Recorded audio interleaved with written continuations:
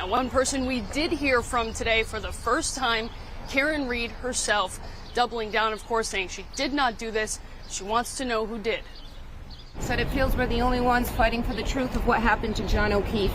And me and my family and my attorneys and my team have marshaled every resource to get to the truth.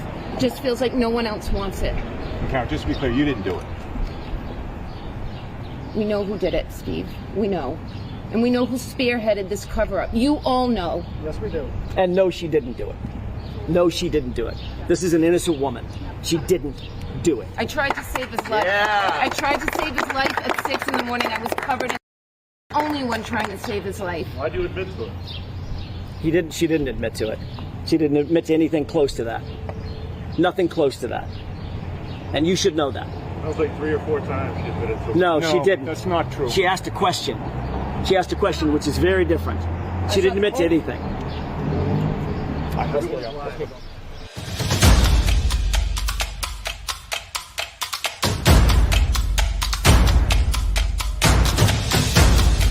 You are listening to the Roberta Glass True Crime Report, putting the true back in true crime.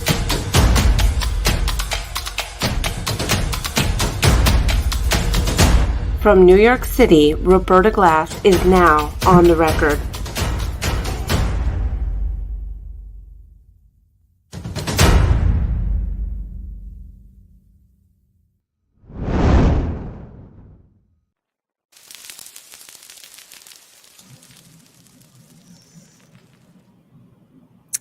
All right. How is everybody? Wanted to talk to you today about, is there any evidence in the Karen Reed trial? Have we seen any evidence yet? Is this a trial of 8 weeks of no evidence?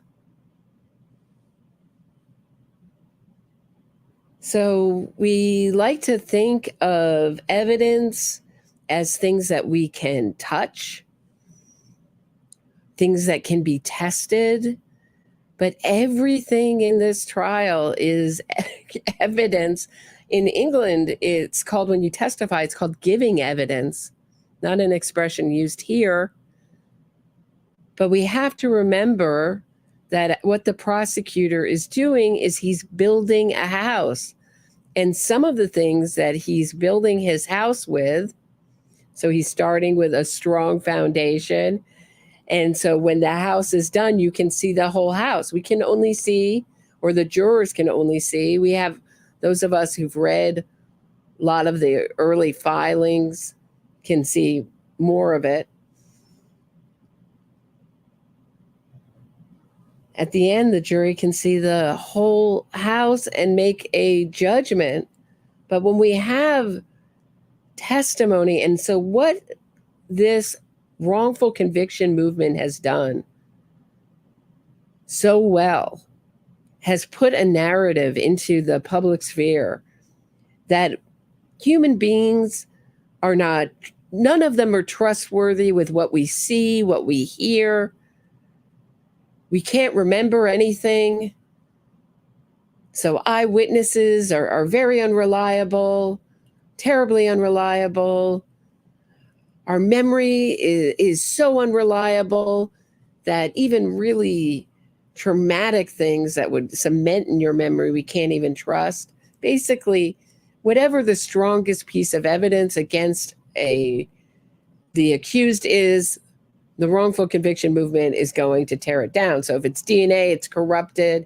If it's a confession, it's a wrongful confession. But here we have so many witnesses all hearing Karen Reed say, I hit him, I hit him, I hit him. It's my fault. Is he dead? Or in the case of Carrie Roberts, somehow magically when she's supposed to be pretending to not know where he is, she's saying he's dead. How did she know? Is she suddenly psychic? I hit something.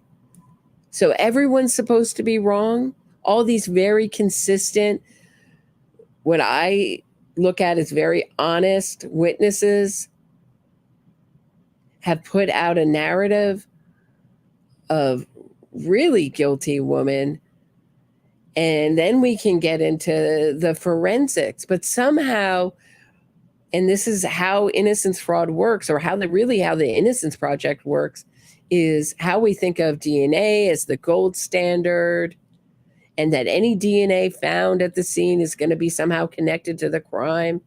And that's how they've worked this fraud for years.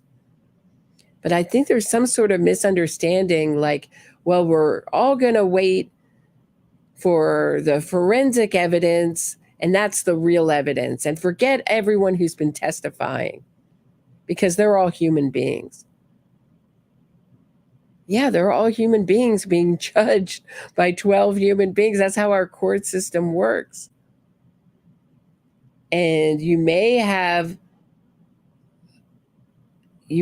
one untrustworthy witness, but how can you have, please explain to me, how everybody seemed to have heard all these witnesses with no incentive to lie in this case, all saying they heard Karen Reed say, I hit him. I mean, it's a confession. I mean, and the defense is doing the best they can. This is why I used to call him Distraction Jackson, Alan Jackson. Karen Reed's lawyer, but now it's really like no traction, Jackson. They're just, the distraction isn't working, looking away isn't working. And how upsetting it was today to hear that John O'Keefe's children, his niece and his nephew, testified, and there was a media blackout on it, and some of that evidence leaked out. It's like we're living, or this court, or this case, a better way to put it, is somehow taking with it the energy of this innocence campaign, and that the laws don't matter, that what the judge says doesn't matter. It's all just going to go out anywhere. We don't need to protect the vulnerable, meaning the grieving family, the minor witnesses in this case. They all deserve to have their evidence out in the public, even after the judge, right, either be abused, or in the case of the minor witnesses, have their evidence out in the public when it shouldn't be. How upsetting was that? And the Free Karen Reed people should be really happy that some of it didn't make it out in the public domain, because what I've read from what I understand from the filings is it's not flattering to her. So I wanted to look at some of these themes were really brought up in Yellow Cottage Tales, Kevin's interview with Kevin J. Mahoney. And I wanted to look at it today. He talks a lot about the Karen Reed trial and what we're looking at here, and defense attorneys and how you become a good defense attorney. But you have to remember that innocence fraud campaigns are done by lawyers. And I call it fraud because that's what it is. It's a fraud upon the public. And this is not the first campaign that we've seen that has terrified or targeted the victims' families. Luke Mitchell, the Scottish case, also had a documentary, Murder in a Small Town, attached to it. West Memphis 3, that case also had a documentary, lots of, right? Like to work outside the court. So when I say a documentary, I say it used entertainment. They also like to use our media, like Datelines and news articles and books, to push out the defense narrative, because it's not successful in court, because they can't win telling, mass untruths in court because they have no evidence for it. So it's been really interesting. I believe that the point of, since this is not the first time we've seen this, Paradise Lost went from one grieving stepfather to the next. Endless harassment for that grieving stepfather. He's still being harassed to this day, had to sue over it. I mean, this is not the first time we've seen this. And why is no one calling this out for what it is, for the fraud that it is? This is a fraud upon the court, a fraud upon the public. Why is everyone staying silent? It's like everyone's afraid to say what's really happening here. These are some sleazy lawyers using sleazy tactics. And everyone's just sitting around chit-chatting politely like, was that effective? So let's take a look. But that's how they work. They make a lot of money from the entertainment side, and then they clean up in our civil courts for the wrongful conviction, quote unquote, that never was. And it's massive. I don't know when it's going to stop. And it really preys upon people who don't understand how our legal system works. So if you don't really understand our legal system, you might think that someone could be convicted with no evidence. I always say that must have been a short trial. The prosecutor presented their no evidence and the jury all voted to convict. So let's take a look. This was super interesting. Jaw-dropping, in fact, this interview. I couldn't believe it.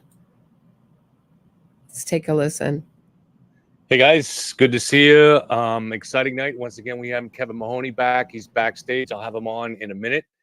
But he does need an introduction because for people that are new joining this broadcast here that don't know him, he's one of Boston's best defense attorneys.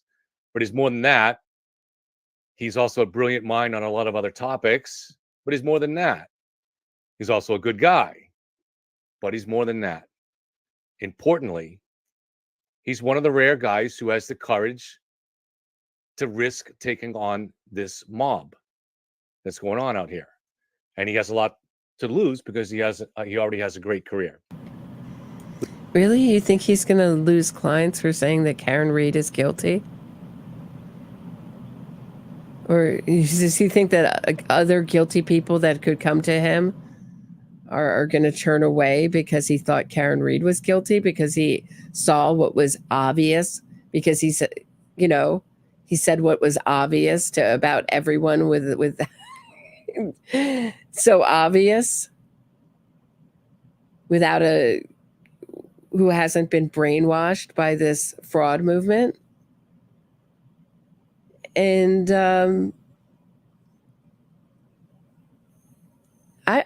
a little easier for me. I don't have as much to lose because I have a terminal disease and I only live a few months at a time. I kind of see what can I get done in 3 months. I don't look beyond that. So because of that, it gives me a freedom that maybe other people don't have. And I've taken advantage of that over the last year. Really? I'm so sorry that Kevin is sick, and that's a really tough thing to struggle with. But I'm curious, are other people losing their career or losing things? I understand that the family is. I understand that there are certain people that are being attacked. Certainly, I've gotten my share of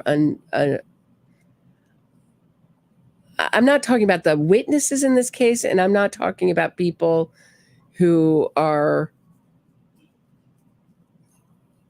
the family members, but the commentators.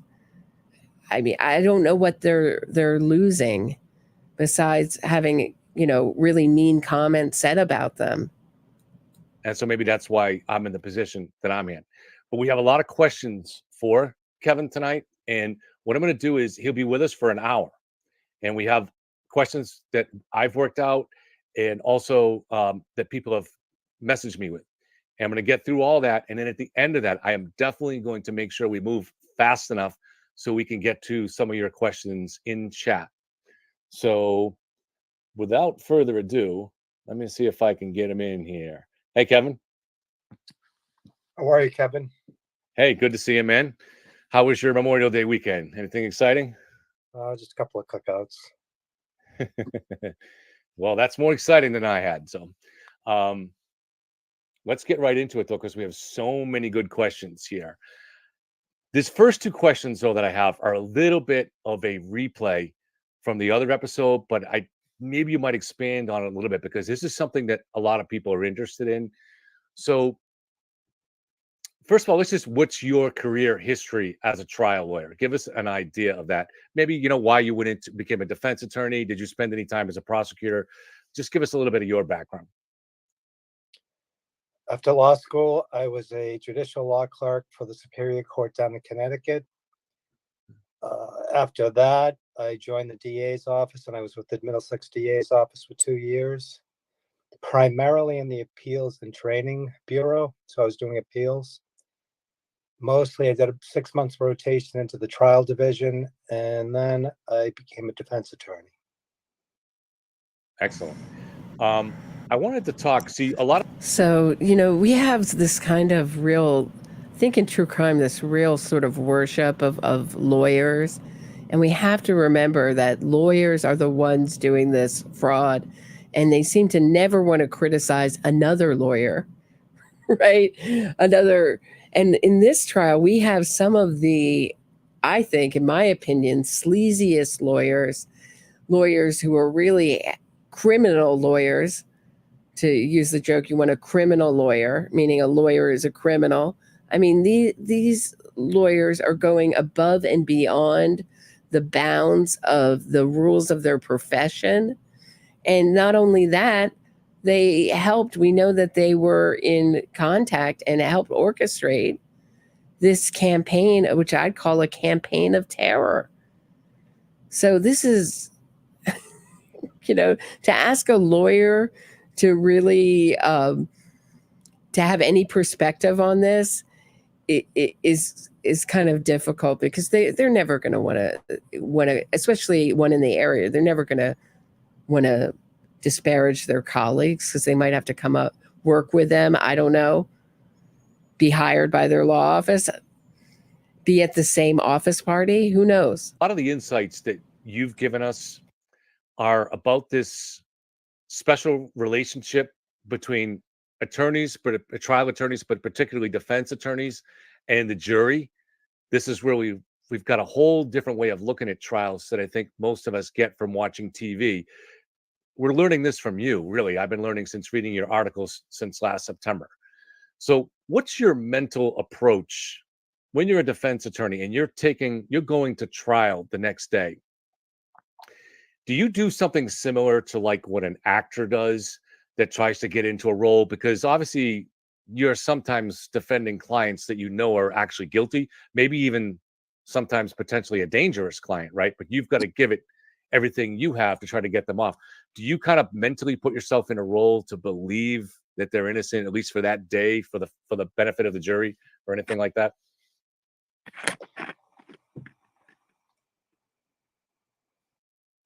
The greatest trial lawyer who ever lived was probably Jerry Spence. He's in his 90s now, and he doesn't, of course, do any trials, but I've read a lot of his books, and he was phenomenal, absolutely phenomenal cross-examiner. And what he argued was the most important characteristic for a defense attorney to possess was honesty. Really? Because I've never seen it. I've never seen an honest defense lawyer. Almost never, unless you have some kind of rare, innocent client. Essentially, what you're doing is you have to go up and lie to the jury and say, my client is innocent. Get him off. And that's why the relationship is so important, because likability goes really far. Human likability can take you far. My father used to say, charm is the enemy of character. Do you have to get in a role? Do you have to disassociate yourself before you represent a really dangerous person and try to get them out so they're walking the streets? Do you have to kind of put yourself in a trance and totally remove any any version of morality before you go and and represent this low life client? So what are we talking about here? How can you, I mean, by its very nature, you can't be truthful. By your very nature, you can't be truthful in defending a guilty client. I guess you can be truthful saying your name, maybe. I don't know. Let me know what you think. And that you shouldn't try to be someone you're not. You should try to be yourself. So when I go up in front of a jury, my goal is to be myself and to be as honest with them as I can be. As you can be. That's the Can be. Yeah. I can't always be 100% honest. Right. So that's my mindset. My mindset is I can't always be 100% honest. So I tell a little of the truth and a lot of untruths. I try to slip in a little truth when I can here and there. And of course, everyone deserves a vigorous defense. That's how our defense works. But let's be honest here. Let's call it, I'm a straight shooter. Let's call it how it is. I used to be so naive. I used to think that defense attorneys used to actually believe the things that they said in court and to the press. And it's a game to them. To prove to them over the course of the trial that I'm an honest person. And really? I mean, I always thought that honest people, when you're just an honest person, you didn't have to work at proving it, but okay. And unlike perhaps Alan Jackson, I believe in a more conversational approach. I mean, I'm not saying my questions aren't sometimes brutal. They are. Yeah. But my tone is a lot different. Because I think. So I'm not saying I don't like to maybe say abuse some people on the stand, but I like to do it in maybe like a more conversational way. I don't just come out and just berate them like Alan Jackson. So much so that I have to be admonished in sidebar after sidebar by the judge. I like to do it in a more conversational, understated way that may be a little bit more likable for the jury. I think for a couple of reasons. One, I don't want to turn off the jury by being bombastic and harsh. Number two, I have a judge presiding over the trial who's going to make a decision as to whether or not that question is going to be permitted. Right. So if it's a harsh question asked in a harsh manner, the likelihood of the judge sustaining the prosecutor's objection and not allowing me to ask the question goes up significantly. Yeah. But if I ask the question in a conversational tone, chances are the question's going to get through, or at least there's a greater chance the question's going to get through. So I just want my question to not be objected to. So if I say my possibly, perhaps abusive question in a nice way, maybe it won't get objected to. Right. Sometimes it seems like Jackson is trying to score debate team points by little acts of sophistry where you're tricking the witness into saying something. But you're saying you'd be more, maybe take the approach of trying to at least convey that you're trying to get to the truth as opposed to trick the witness. Does that sound right? Or I never try to trick the witness, ever. Never. I never try to trick the witness. I'm not saying I'm morally superior to Alan Jackson. Yeah. I just don't think tactic. That wouldn't be hard to do. It really wouldn't be hard to do, in my opinion, to be morally superior to Alan Jackson. I'm not saying I'm morally superior to the lawyer that spearheaded a campaign against the victim's family and created a media campaign of total untruths. I'm not saying that. I wouldn't go that far. I mean, I mean, these are some of the. It just reminds me. These lawyers remind me of Richard Gere in Chicago, David Yannetti, and Alan Jackson. Just like just the worst. Some of the worst examples of defense attorneys and what they're capable of doing that we're seeing. And unfortunately, they're not alone. Not alone, but they're so far out. I mean, how many times is the judge going to admonish them? Particularly, it makes any sense. Right. Because the jury's going to see through it. They could see through it, and if my goal is to be as honest with them as I can be, and they see me engaged in trickery or asking unfair questions, then my credibility goes down. And then, and more importantly, where's my client? And that's the key word that I took from your original article back last September, and this always seems to be a focus of your style, is credibility. You want to have that credibility with the jury. Yes, credibility, in my opinion, is the most important asset that you can possess as a defense attorney. The prosecutor automatically has credibility. The prosecutor has to go out of his way to lose his credibility, to forfeit it.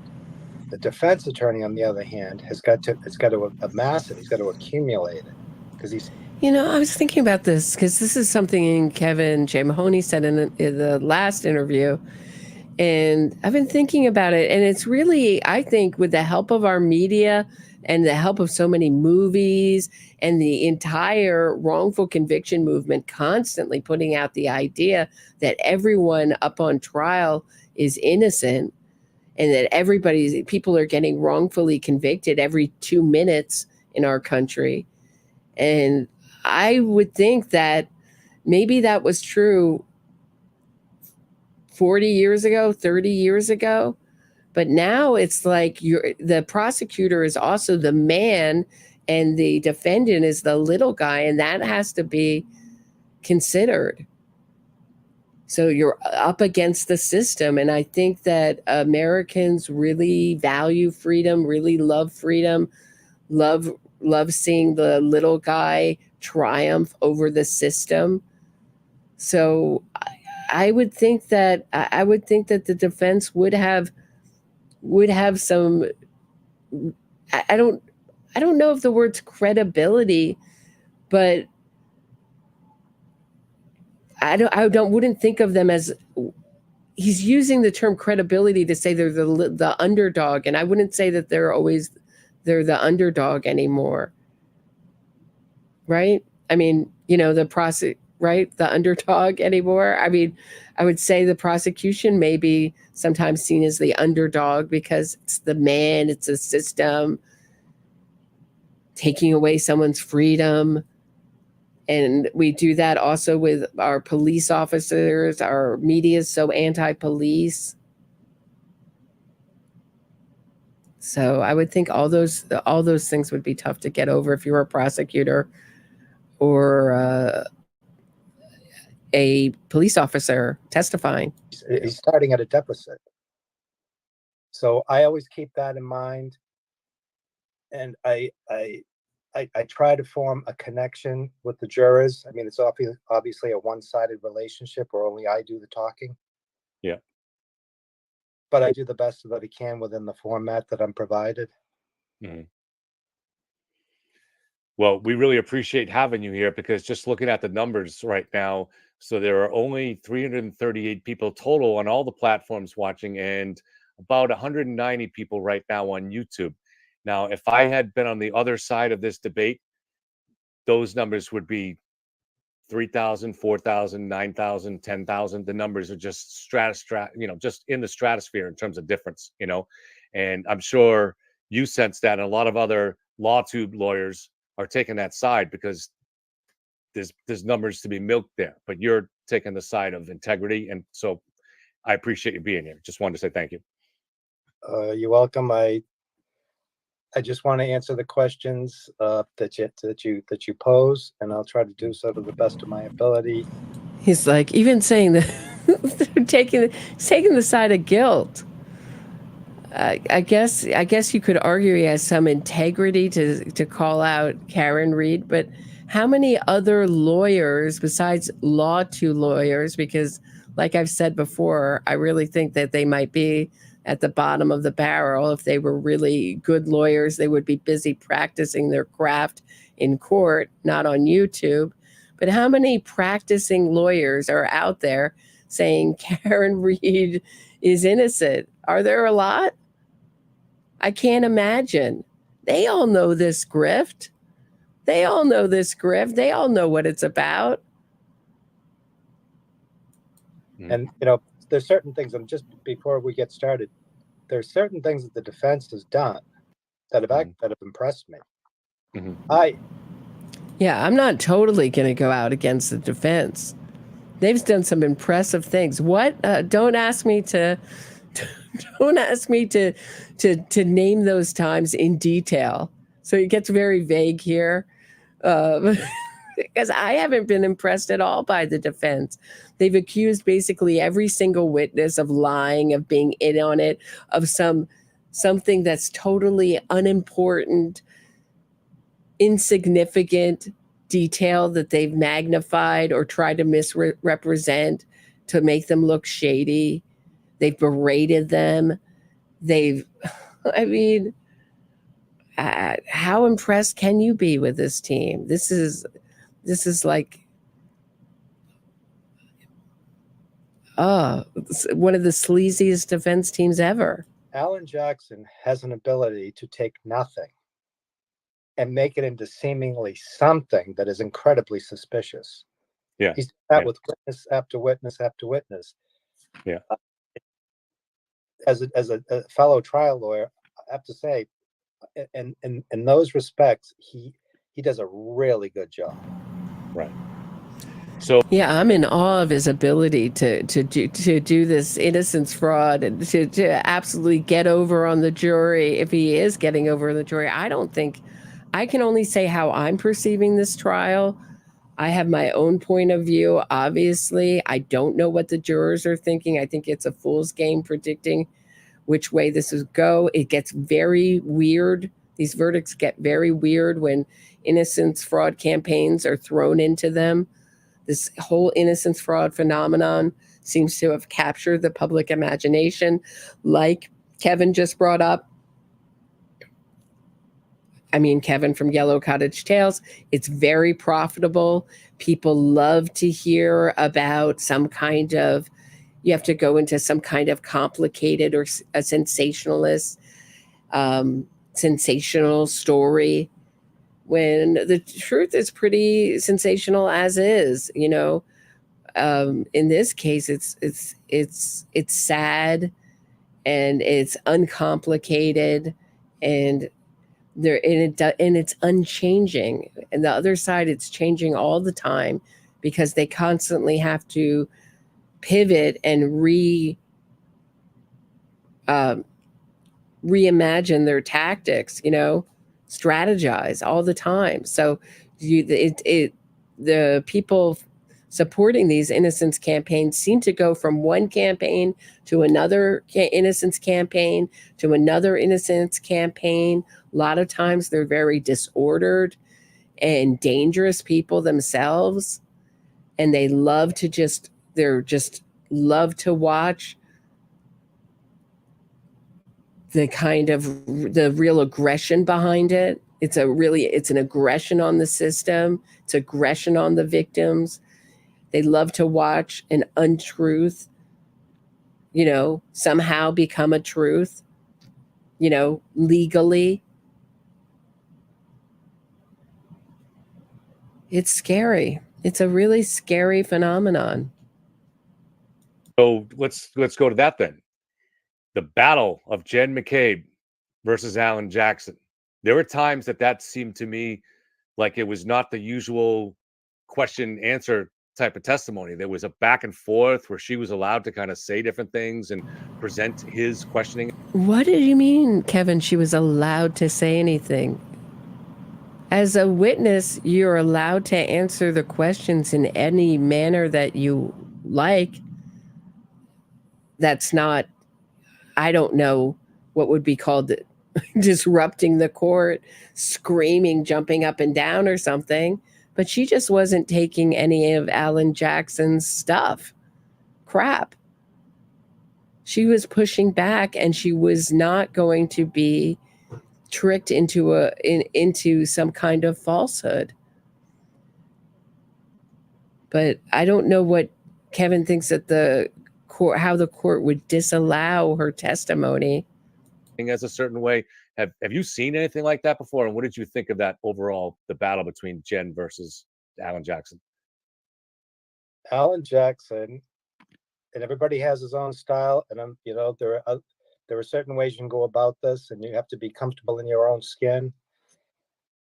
That said, and I've watched a lot of cross-examinations by other attorneys, some that were absolutely phenomenal. Alan Jackson is the most abrasive cross-examiner I've ever seen by far. Now, he just said he was really successful and great and amazing in what he can do, but he at the same time being the most abrasive. So is he saying he's successful in his abrasiveness? He manages to put people on the defensive, and once they're on the defensive, I think that they're having it's always uncomfortable to be accused of something. I think he makes them uncomfortable, and when he makes them uncomfortable, they appear uncomfortable. Yeah. People who are lying oftentimes appear uncomfortable, and so I think maybe that's part of his strategy. He makes witnesses look like they're lying by berating them into discomfort. Wow, what a great strategy. These are like street tactics. You know what I mean? Great lawyers use their intelligence. I mean, that's just a low life street tactic. Strategy. Yeah. Other thing that he does well is that he asks questions that he knows are going to be objected to. He knows those objections are going to be sustained. He knows the questions are completely improper. Yeah. But he asks the questions because those questions are really an argument. Yep. He just wants to frame the so-called conversation between himself and, for example, Miss McCabe in a certain manner, and he does that with the questions that he knows are never getting through. So he goes against the rules of his profession. He dishonors his profession by not honoring the rules, and he does that in a way to illegally get his questions into the jurors' heads. Great. It sounds good, doesn't it? Doesn't it sound great, guys? It's for me, it's absolutely fascinating to watch. So that's not usually what you see, or is just he particularly good at it? I mean, do you see more of that when in the other trials you watch? I've never seen anybody. He might be the most nimble attorney I've ever seen on his feet. He is very nimble. He's very quick. He has an incredible.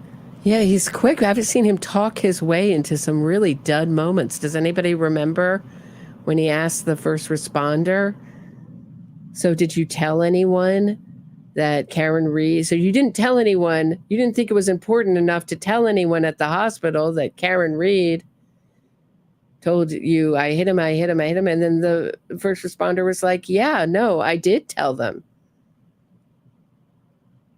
And then he was stuck. And then he looked, he's walked himself into so many of those really awkward, fall flat on your face moments. So I don't know. Incredible vocabulary. And again, he can make something out of nothing. So, for example, I think it was Jennifer McCabe. I think he was asking her about her meeting. Yeah, something out of nothing, like getting Kevin Spacey off, or I don't know what he did to defend Harvey Weinstein. That didn't seem to work there. Meeting, and there was a state trooper, there was Lally, and there were several other individuals. He spent, I don't know, 2, 3, 4 minutes going over the fact that nobody took any notes. Right. Nobody takes notes at those meetings. Because if you took notes, you might actually have to turn them over to the defense, and the prosecution never wants to turn anything over to the defense. If Lally, it's not going to turn it over unless he has to. So if there's no notes, there's nothing to turn over. Now Lally is obligated. For example, if Jennifer McCabe sent something completely inconsistent on one occasion, and then said, okay, then then you have to alert defense counsel because that's considered exculpatory. But it's Right, but all these witnesses have been totally consistent. So there's no need. You haven't made notes. They have made so much out of these reports. I mean, we have all week to talk about today's testimony and trial. I caught some of it, and because there's no testimony for the rest of the week. So I will get to it. Thank you, Dean Walker. Thank you, Kathy Chapin, for your super sticker. I really appreciate you supporting the show, supporting my work. their statements are mostly consistent with previous statements. There's nothing to turn over. But Alan Jackson made this seem like it was incredibly suspicious. Which, take my hat off to him. He did a good job. And she was allowed to push back. Take your hat on for making something out of nothing. I mean, why is he taking his hat off to this fraudster? Lot. There were times she seemed to be arguing with him. Is that something the judge should have stepped in quicker to stop? Or is that something Alan Jackson encouraged, hoping she might slip up and say something? It seemed very unusual to me. Was that something unique to you from what you've seen? Each judge presiding over a trial is different. And wait, does he think that the judge can stop McCabe? Like, could admonish Jennifer McCabe? Does he think that the judge is in charge of the? It's so bizarre, the witness testimony. Again, no, she just pushed back. She wouldn't be pushed around. She wouldn't be talked into a corner. And I thought she came off fantastically, as did her husband, as did her daughter, Allie McCabe. Some will give you more latitude than other judges. I've never actually done a trial in front of Judge Cannoni, so I don't know what how she is typically in front of a jury. I will say this: she's given him more latitude than I don't think I've ever gotten that kind of latitude in the courtroom. And some of the statements and some of the antics where he says that during cross-examination, we're really restricted to just asking questions, and we're not supposed to ad lib. We're not supposed to make comments. That's the kind of stuff you get brought to sidebar for, and the judge scolds you. And you know that stuff is not going to be tolerated. Now, I don't know what Judge Cannoni is saying to him at sidebar, but if she is warning him, he's disregarding the warnings. And I do know that the jurors have complained. I mean, is Alan Jackson on vacation, or was he thrown out of the court? I mean, when is this judge going to lay down the law? So Alan Jackson wasn't there today. Is he thrown out? Is that a possibility? I mean, it ran through my mind. Is he crossed the line? I've never seen a lawyer leave in his cross-examination, have another lawyer pick it up. I don't ever remember that happening in a trial, especially in this kind of case. It seems like they really planned out who was going to do which cross-examination and how, because it's so crucial that they somehow develop this ridiculous third-party culprit defense that they're never going to develop. Right? Because it's completely untrue and there's no evidence for it. So I'm curious what's going to happen today. What's going to happen with the fact that the judge's ruling on the minor witnesses' testimony not being broadcast, and there it is being broadcast? What's going to happen? Why does there seem to be this constant breaking of the rules of the court and no consequences for anyone in this? I think what Judge Cannoni is doing is trying to avoid this if there's a conviction of anything being appealed, by letting the defense have so much leeway, letting so much in for the defense. but this is not a unique situation as far as I think it is a unique situation for this court with this trial, for this courthouse. But with these innocence fraudsters, and lawyers will just keep going when there's no consequences, and there never seems to be any consequences for these lawyers. They know where they know what the rules are, they break them, and nothing seems to happen. They get no consequences. To court officials about too many sidebars. So if that's something as an attorney that you know is the case, so now the judge is extra reluctant to call a sidebar, do you try to take advantage of that? What? I haven't heard that the jurors are complaining about the sidebars. I'm wondering where Kevin heard that. And I would think if a juror complained about the sidebar, that they would be told that this is a trial. I can see a situation where the jurors are complaining that with the sidebars, that they're worried that the trial might go over 8 weeks, and they're concerned about keeping it in the time frame of 8 weeks because that's what they've committed to here. But I can't see it's like, this is not a movie, this is not a TV show, this is a trial, and it's not for the entertainment of the jury. So I can't imagine a judge saying, hey, the jurors are complaining about the sidebars, so we got to really please the jurors here. That doesn't even make any sense. Has Kevin watched a trial before? Is this his first trial? Let me know in the comments. I personally don't. I try never to let anything that the judge says or anything else going on around me during the trial. I never try to let any of that affect me. Like, I just try to keep my eye focused on the goal. Yeah.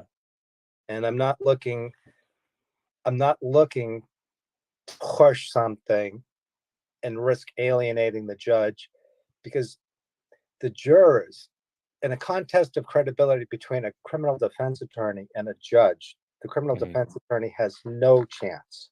Right.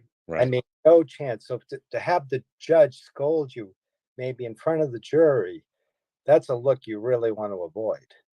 That rarely happens. Mostly the jury is escorted out before any lawyer is ever admonished.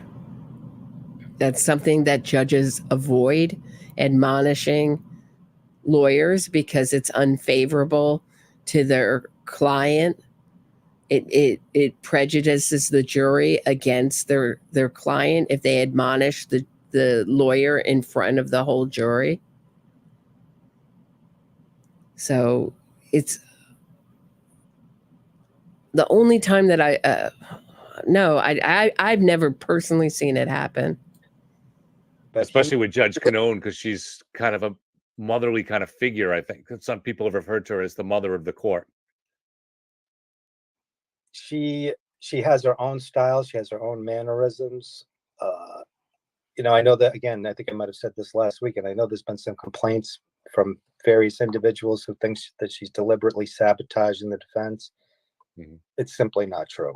I mean, she's given an incredible amount of latitude to cross-examine witnesses and to pursue this third-party culprit defense, when, in my opinion, in my experience, a lot of other judges would have shut them down.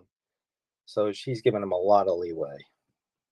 So since you bring up the third-party culprit defense, and she had said beforehand that you're not allowed to use it in your opening, it's something that can be developed during the trial.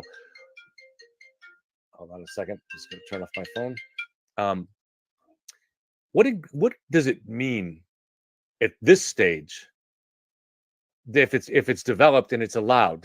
What new avenues does that open up for the defense? Does it allow them to introduce different witnesses that they hadn't already put on the witness list? Does it allow them, or is it just something that they can use in their closing? What is it if they succeed in developing the third party culprit enough to impress the judge to allow it to be used? What exactly does that mean? That would mean essentially that she would permit whoever does the closing argument to argue that, in fact, there is a third-party culprit. Okay. Which Giannetti has almost done in his opening already. He went right up to the line, crossed the line, and retreated from the line. So he's already really argued in his opening in the way that he has a third party, and they've been trying to develop it. Will it make a difference in the closing argument? Can you think of any trial that's won in closing argument? It can be persuasive, but I don't think you win neither in opening argument nor in closing. The meat of the case is in the middle. It's what we're doing right now. So I know I know I've been getting comments like there's no evidence being presented. This is all evidence. This is all important evidence. And the human experience is a really important part in a trial. What witnesses see, what they hear, all really, really important and should not be looked down upon just because we've had a narrative being sold to us for 10, 20, 30 years that we should only be looking for things like DNA and physical evidence. She has said that they have not met the minimum burden of demonstrating that there's sufficient evidence to inculpate a third-party culprit. Yeah. At the same time, she's allowing them to try to develop it at the trial through their cross-examination and, perhaps calling witnesses. I'm not really sure what they intend to do because a lot of times I've been a little bit confused by the defense overall. Yeah. Like, been certain portions of it that I thought were really, really good and done really well. And then there are other parts of it that I found very confusing. Yeah. Let's go back to Jen. Really? He knows what it is. He knows it's been sleazy tactics. It's been sleazy tactics. He's not confused by it. McCabe a little bit. This was another powerful part of the trial where when Alan Jackson asked her why she was going over to Elizabeth Proctor's house, that opened the door for Jen to talk about the harassment issue. And the judge was almost eager to say, no, you've opened the door. You go ahead now, Jen. You talk about it as long as you want. So was this something that Alan Jackson stumbled into? Was it a mistake or was it something that he pre-planned for some reason that I can't think of? Well, this is clear. In that hearing, what happened in the hearing is the judge decided. So before the trial even started, the judge decided that any testimony that came out spontaneously from the witnesses answered to any question at all about the harassment was allowed in.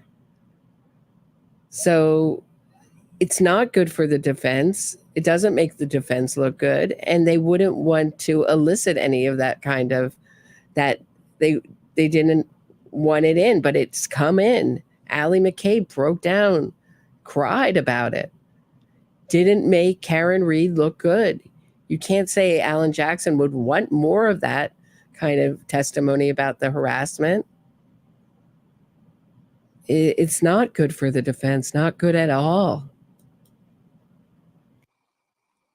When you watch him respond to her, he noted that there was a public outrage about her family's involvement in the murder. Yeah.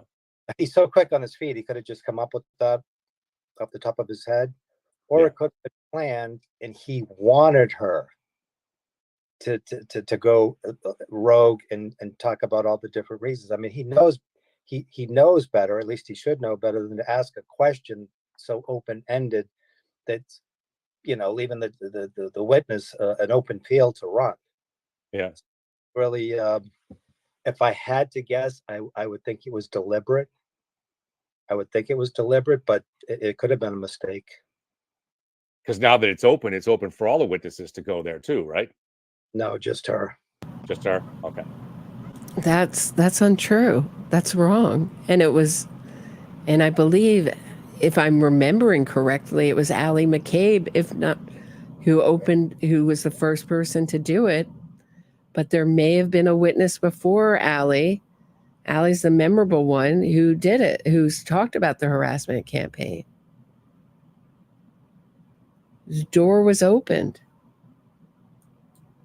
Because it seems to me, the next witness was Kerry Roberts, right? So, yeah, okay. So I don't think Kerry Roberts has experienced the same level of harassment, so I don't think she talked about that.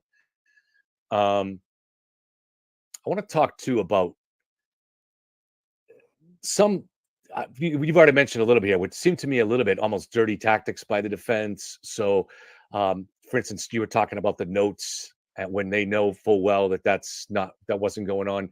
But I also looked at the stunt that they pulled in court last Friday, which they obviously, you can explain this in much better detail, and please do to the audience than I could, but that they set up this idea that Brian Higgins was possibly violating some federal law.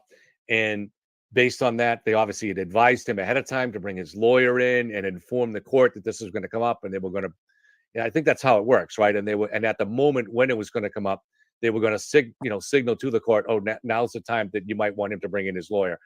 But this was all a stunt because clearly there was no personal gain when it. Right, and this was all a stunt done outside of the presence of the jury.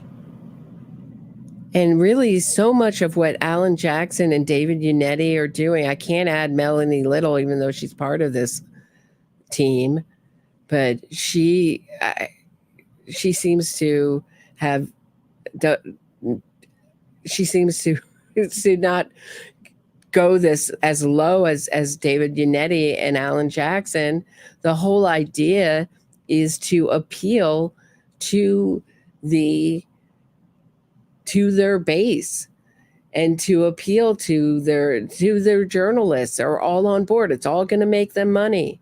To appeal to the court TV that's making money from this, to talking up the defense side. It's all part of the grift. This is how the grift works. This is a cash cow, this fraud, and it goes on because nobody calls it out for what it is. Everybody's too scared to talk about the innocence fraud phenomenon. Why? It's obvious. It's in our face. We all know it's a fraud. We all see it. And everyone's pretending like it doesn't exist. Like these law tubers aren't grifting, making money hand over fist on it. Are we real? I mean, are there people really that naive out there who think that almost every single witness, every single person accused of a crime is innocent and it's some giant conspiracy covering it up, that our legal system is gotten that ridiculous? Are there really people that naive out there? It came to him, using that federal facility to extract those messages from his phone. But please talk in detail about that this whole stunt and everything that they did there. Well, Higgins is a member of the ATF, and so therefore he's governed by certain rules and regulations under the federal statutory scheme. And what Alan Jackson cited was 5 CFR 2635.702, use of public office for private gain. Yeah. And that prohibits his position or the equipment or machinery, as they were referring to it at the trial, for personal gain. Now, I think he chose that particular statute because I think he liked referring to personal gain, because the other statute that applies, and maybe applies a little bit more to this situation, is 2635.704, which prohibits a government employee from using property of the government for an unauthorized purpose. That would have more application, and not that either. What are the statutes for the lawyers that says that you can't try the case in the public sphere before the trial ever happens? What are those statutes, and why isn't anyone coming up on charges for violating theirs in their legal field? I mean, talk about the cat. You know what I mean? And of course, Brian Higgins, there was no wrongdoing and there was no need to call in a lawyer. And it's just another low life tactic to make every witness look like they're doing something nefarious, something bad. Even my cat can't take it any longer. Do you guys hear him? Even he's had enough. Even he's had enough of this innocence fraud. He can't take it anymore. Right? You've had enough? One of these really have any application to what Brian Higgins did by downloading some text messages to provide to law enforcement. But that doesn't have the same impact for non-authorized purposes as the previous statute for private gain. Again, he's very clever. Alan Jackson is very good at selecting words and trying to place the witness in the most difficult position possible. And by bringing this up in front of Judge Canoni, now we have a Fifth Amendment issue, right? Yeah. Because Brian Higgins, if he's going to be accused of a crime as a Fifth Amendment that he can assert. Yeah. So now he has the right to consult with counsel. His attorney was present. Right. That's another innocence fraud tactic, is to get law enforcement officials to use their Fifth Amendment privilege. Sometimes just out of just not wanting to go into an embarrassing detail, or for any reason, not for just wanting to get out of a really abusive cross. And once they plead the Fifth, they look so cute. They look like they're doing something really nefarious. It's really bad. And that's a tactic they like to use. But I mean, if Kevin J. Mahoney is such a good guy and is so honest and has such integrity, why isn't he saying, hey, this is look bad? What these lawyers are doing is wrong. Instead, wrong and immoral, and needs to stop. The victims' families need to stop being abused. These lawyers need to honor their profession and honor the code of their profession and the rules of their profession. Instead, he's saying what a great job they're doing and how he just wishes he could be as nimble and as quick on their feet as they are. And wow, it's so amazing to watch. So amazing it's like someone going, wow, it's so amazing watching Madoff steal all this money. Wow, I really just admire his tenacity to keep that Ponzi scheme going year after year. It's incredible. It's exactly what it's doing. I mean, how many of these are we going to see? One is of these campaigns are we going to see? Julius Jones, Rodney Reed, Darlie Routier, Amanda Knox. Oh my gosh. I mean, we can keep it going. Ryan Ferguson, before someone says enough. I mean, it's your taxpayers' dollars that are paying off many times these guilty murderers, psychopathic, dangerous, deranged killers. It's your tax dollars paying him off. And no one's saying anything. There's not a journalist who will write about it. There's hardly a Substacker who will write about it. And there's a couple YouTubers who will talk about it. Me and Innocence Fraud Watch. Basically, that's it. In the courtroom because they knew this was coming. Now, were they notified that this was coming as part of the tactic? That's what I'm saying. So, like, did the defense team notify the court or the prosecution or Higgins himself that this was coming in order? So, have your attorney there? The defense must have raised it because Brian Higgins went out and retained counsel, and counsel was present in the courthouse, so they anticipated this issue. Yeah. Now, I think Lally would have anticipated it unless the defense raised it first. So totally a setup. That's my impression. Total setup. Yeah. Total setup. Yeah. Do you consider that clever, or is that a stunt, or both?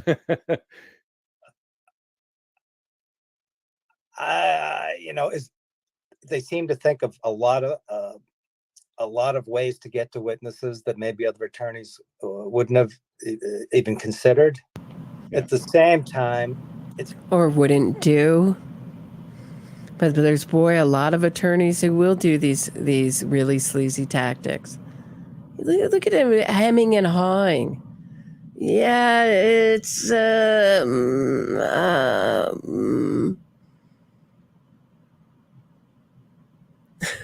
I mean,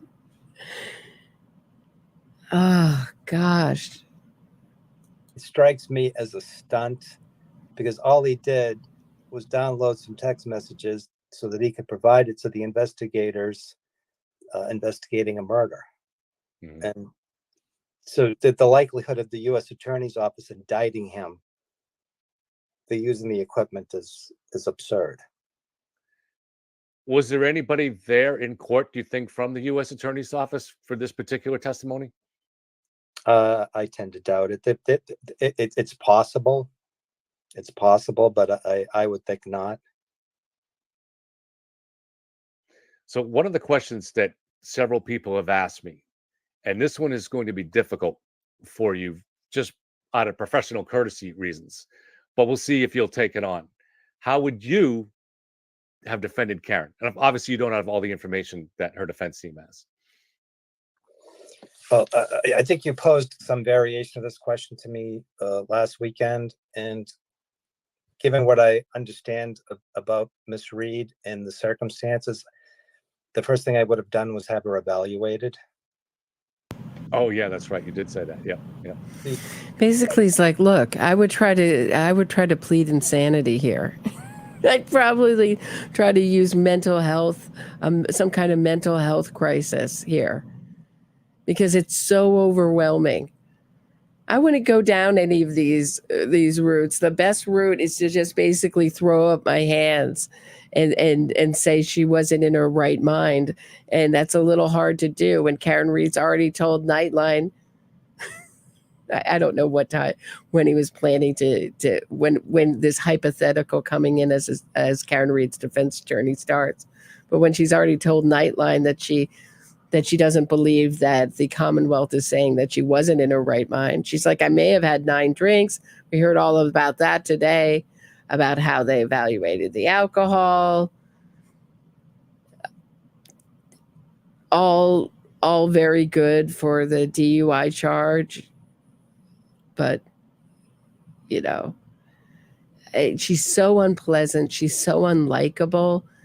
If this campaign works, it will be like a miracle to get someone like this off. But then again, I just watched like 50 episodes last night of different documentaries on Robert Durst's Galveston case.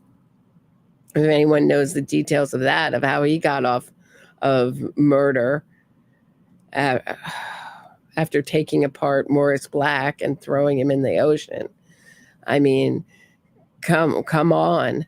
And the defense team, this is what these defense teams do, got together, concocted a story together with Robert Durst for him to tell the jury.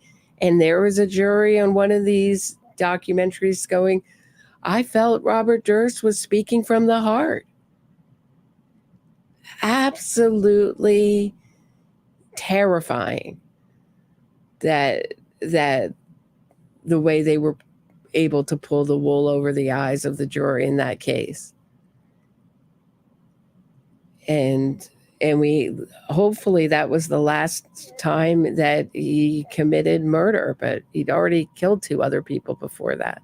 The other issue here is, strategically you have a choice. You can attack the credibility of paramedics and firefighters and police officers and witnesses as to whether or not she said, I did it, when she was on national TV saying, I said, did I do it, or however she phrased it. Yeah. I think you kind of got to let that go. And maybe I would have retained a forensic psychologist to not only evaluate her, but determine what her state of mind was like when she made those statements. And I might then put a forensic psychiatrist on if I thought that his testimony was admissible to tackle. Basically say like maybe she had something like multiple, like some kind of dissociative disorder. She turned into her alter ego, Kara Reed, the angry person, that she had some kind of make her a victim. Maybe say she had some kind of childhood trauma. And Dominic Dunn used to call these experts whores of the court because he said that the jurors always fell for them. And that they did it. These experts do it for the money. They are very convincing, and get someone up there who's get a very defense-friendly psychiatrist to evaluate. Doesn't always work. In the case of Jesse Friedman, his defense attorney sent him to a psychiatrist, and they came back. It was the evaluation. He was a psychopath. So it doesn't always work. But he's hoping that basically he can claim some kind of out of her mind. That is how overwhelming, and I think I'm going to end it here for today. That's how overwhelming the Karen Reed case is. And he wants to go to, she was maybe another person. She maybe had some kind of issue. Robert Durst used Asperger's. So it's very convincing for jurors to say that there's some kind of mental health issue here, and people don't like to judge people with mental health issues, so they tend to go easier on them, and that's what he's saying in the sentencing too. But this will tell you how overwhelming a case. But having just watched all these things about Robert Durst's Galveston case, his trial for the murder of Morris Black, she's got a very well-moneyed defense team. You can bamboozle a juror. These lawyers have no problem bamboozling the jury. If they can do it, they will do it. These kinds of really very morally vague, to say at the best, the kindest way I can say it. Maybe the more direct way is to say it is totally without conscience lawyers will be happy, and they do it for a living, happy to present a fraud upon the court, The ultimate, so when we say someone deserves a vigorous defense within the confines of the evidence and within the confines of the law, this is not what's going on in the Karen Reed trial. They are perpetual line steppers over the over the line of the law, over the line of the rules of their profession, which doesn't sound, but it's very important. Some of these things it's open for a discussion about disbarment, but it doesn't happen because other lawyers are making the call. It seems like it's no one pulling back the reins. And who are the other journalists? Who are the journalists coming out and calling this for what it is? Where are the people, right? Where are the hard-hitting journalists looking for a story, calling it out like it is? It's not happening. So that's what I have for tonight. Please hit the thumbs up. Oh, wait, hold on. I have some super chats. Lou Lemorocco, thanks for the super sticker. Thanks, Lori. Feed your cat. He is fed. He just wants my attention, Lori. I'll be back hopefully tomorrow. It's going to be a super busy day, but hopefully I'll be able to catch up on some of the testimony I missed today. And we have all week to talk about today's testimony. So tune in tomorrow at 6 p.m. Eastern. Have a great night, everybody.